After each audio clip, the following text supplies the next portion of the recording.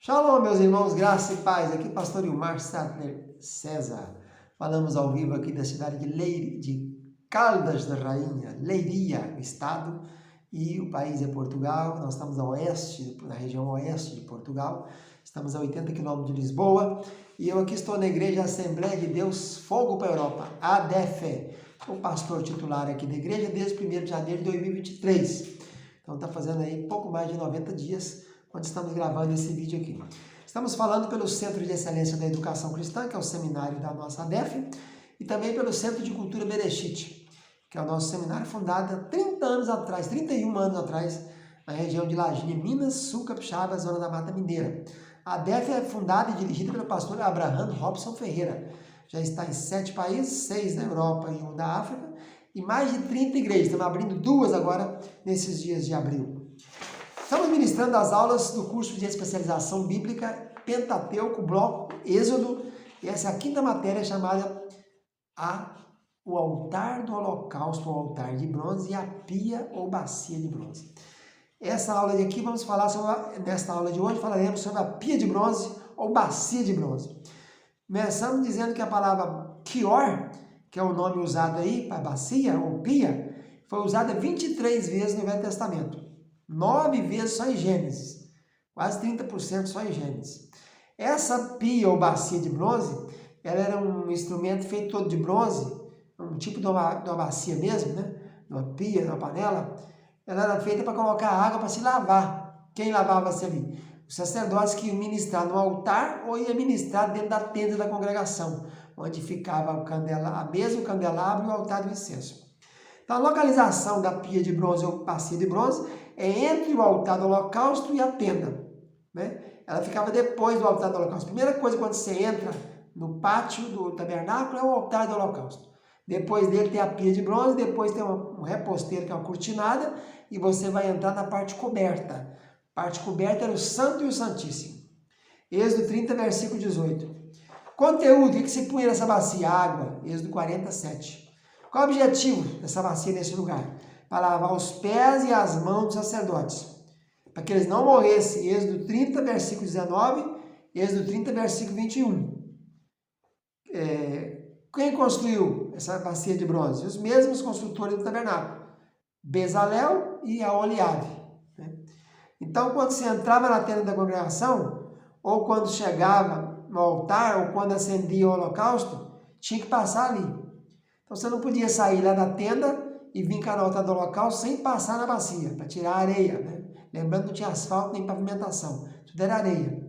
E se fosse ministrar no altar, você vai oferecer uma oferta no altar. Você tinha que passar o altar e por trás, ir na bacia, lavar e voltar cá para vir no altar, para fazer o sacrifício.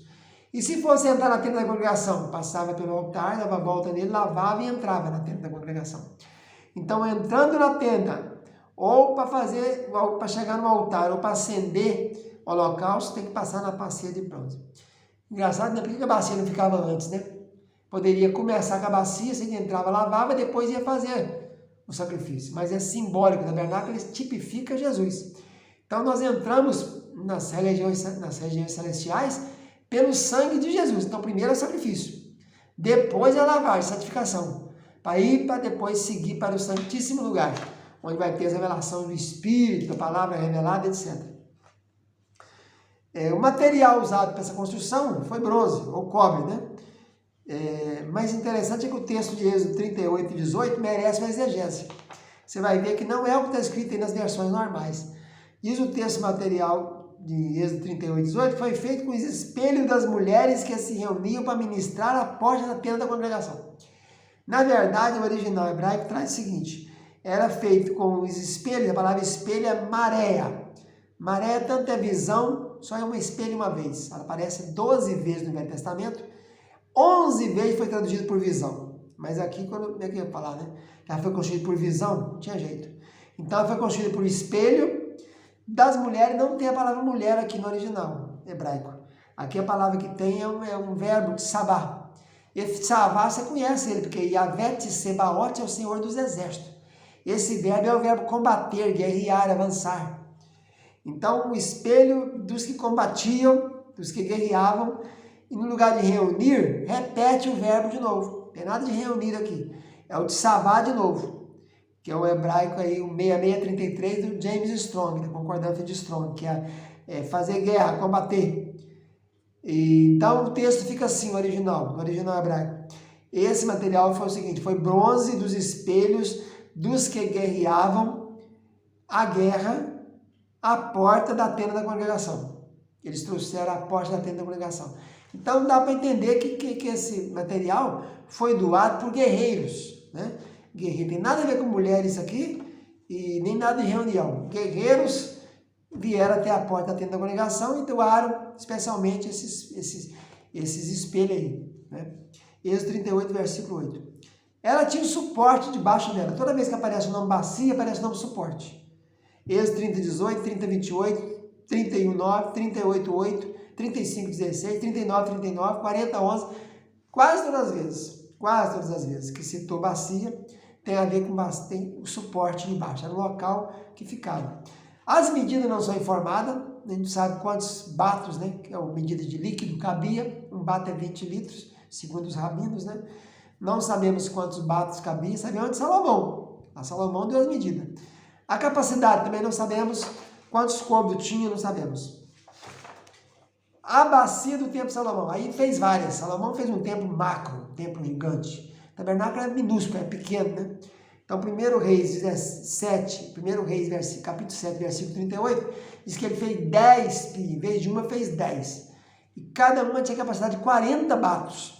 Imagina, 800 litros. Um bato é 20 litros. Era de 4 côvados, dá 1,80 m.